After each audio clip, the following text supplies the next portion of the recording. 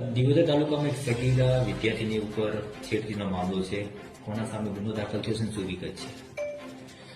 ગત તારીખ 28/12/2025 ના રોજ ફરિયાદી સગીરાબેન વિદ્યાર્થીની હોય અને સવારે 7:30 વાગ્યાની આસપાસ શાળાએ અભ્યાસ અર્થે જતી હોય અને એમના પિતાશ્રીને મૂકવા માટે જતા હોય તે સમયે આરોપી અને તેની સાથે અન્ય એક ઈસમ બંને આવી અને એમની છેડતી કરે છે અને એમની સાથે અભદ્ર વર્તન કરે છે અને એમને મારવાની અને અન્ય ધમકીઓ આપે છે.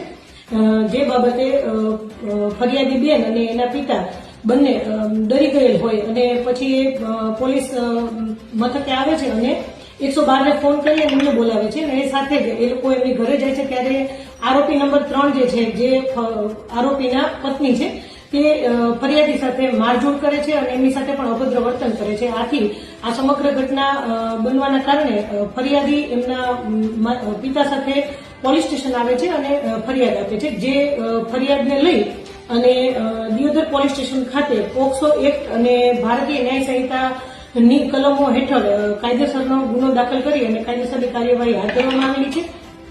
અને આ બાબતે કુલ 3 આરોપીઓ છત્રાજી વાહજી ઠાકોર, દિનેશજી નગાજી ઠાકોર અને વર્ષાબેન વાઇફ ઓફ છત્રાજી વાહજી ઠાકોર, આ ત્રણેય વિરુદ્ધમાં કાયદેસરનો ગુનો દાખલ કરવામાં આવેલ છે. કે આરોપીની અટકાયત કરવામાં આવી છે કે કેમ? ના, હાલ હજી અટકાયત કરવામાં આવેલ નથી. કાર્યવાહી ચાલુ છે.